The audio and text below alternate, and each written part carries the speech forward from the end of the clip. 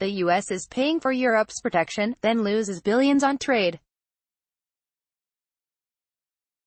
Must pay 2% of GDP immediately, not by 2025, the president tweeted from Brussels, Belgium, where he is meeting with other NATO leaders at an annual summit. Trump had been on a tear even before he arrived in Brussels, declaring Tuesday that many countries in NATO, which we are expected to defend, are not only short of their current commitment of 2%, which is low, but are also delinquent for many years in payments that have not been made.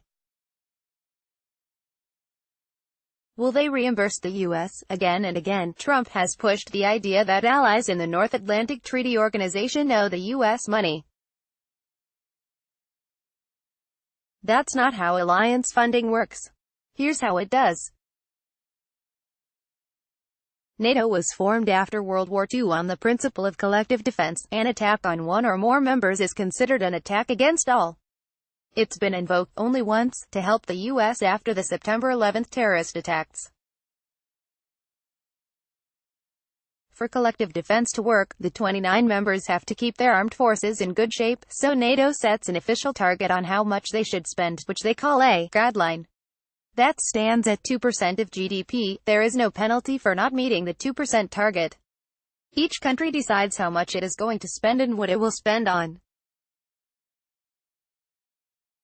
If one country spends less or more than the guideline, other countries are not obliged to follow suit.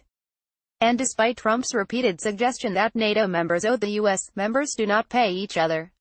NATO members do contribute to a collective budget for the alliance.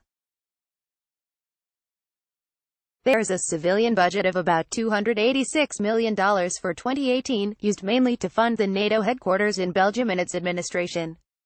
And there's a military budget of $1.54 billion for 2018, which is used to fund some operations and the NATO Strategic Command Center, as well as training and research.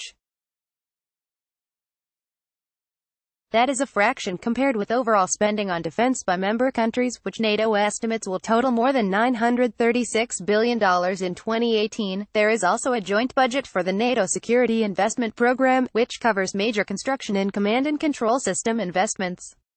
The budget for that program is capped at $817 million for 2018. Member countries contribute to these NATO budgets in accordance with an agreed cost-sharing formula based on gross national income. The U.S. pays 22.1% of these budgets, while Germany pays 14.8%, for example. All members are up to date on these contributions. Trump isn't the first U.S. president to push for higher defense spending by other NATO members. In 2014, at a NATO summit in Wales, President Barack Obama pushed for more spending by members who are falling short of the 2% target. The summit ended with a group pledge to move toward the target within a decade. The alliance was galvanized that year by Russia's invasion of Crimea, and again in 2015 with the rise of ISIS. Rising spending that 2014 pledge appears to be holding. The alliance as a whole increased defense spending for the first time in 2 decades in 2015. Spending is rising across the board for European members of NATO and in Canada as well, increasing by 3.14% in 2016 and a whopping 5.27% in 2017. Since taking office, Trump has boosted U.S. funding for the U.S. military presence in Europe by 40%. In 2016, 22 of 28 NATO members increased their defense budgets.